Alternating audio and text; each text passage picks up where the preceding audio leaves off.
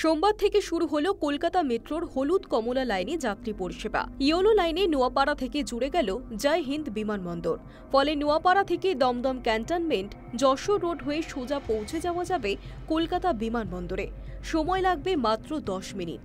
অন্যদিকে অরেঞ্জ লাইনে নিউ গড়িয়া থেকে হেমন্ত মুখোপাধ্যায় অর্থাৎ রুবি মোড় হয়ে মেট্রো চলবে বেলেঘাটা পর্যন্ত। নিউ গড়িয়া থেকে রুবি পর্যন্ত মেট্রো আগেই চলছিল। এবার বেলেঘাটা পর্যন্ত রুট সম্প্রসারণ হওয়ায় নিউ গড়িয়া থেকে সোজা যাওয়া যাবে সেক্টর 5। সময় লাগবে 23 মিনিট। এর আগে শুক্রবার ইস্ট ওয়েস্ট মেট্রো শিয়ালদা থেকে এসপ্ল্যানেড পর্যন্ত মেট্রো চলাচল শুরু হয়েছে। 2.5 কিলোমিটার পথ মাত্র 3 মিনিটে পার।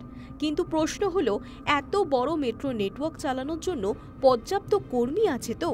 মেট্রো রেলের কর্মচারী ইউনিয়নগুলোর দাবি, বিভিন্ন বিভাগে পর্যাপ্ত আধিকারিক ও কর্মীর অভাব রয়েছে।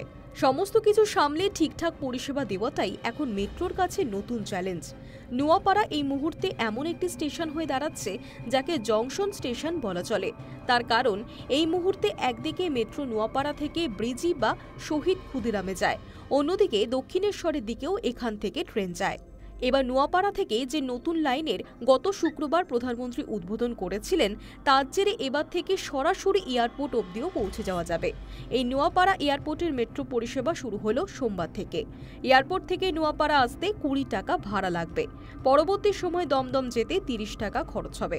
ধর্মতলা পৌঁছতে 40 টাকা।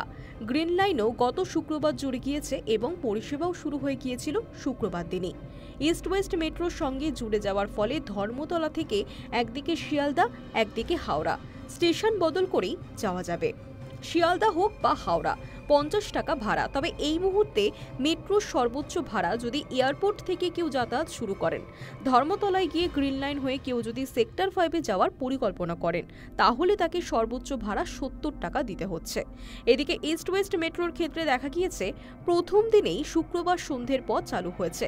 শনিবার কাজের দিন নয়, সবার অফিস থাকে না, তারপরও একদিনে ইস্ট ওয়েস্ট মেট্রো সমস্ত স্টেশন মিলিয়ে 25 লক্ষ টাকারও বেশি আয় করেছে। এখন দেখার এই অরেঞ্জ এবং ইয়েলো লাইনের ক্ষেত্রে পরিমাণটা কি দাঁড়ায়। Hi news network.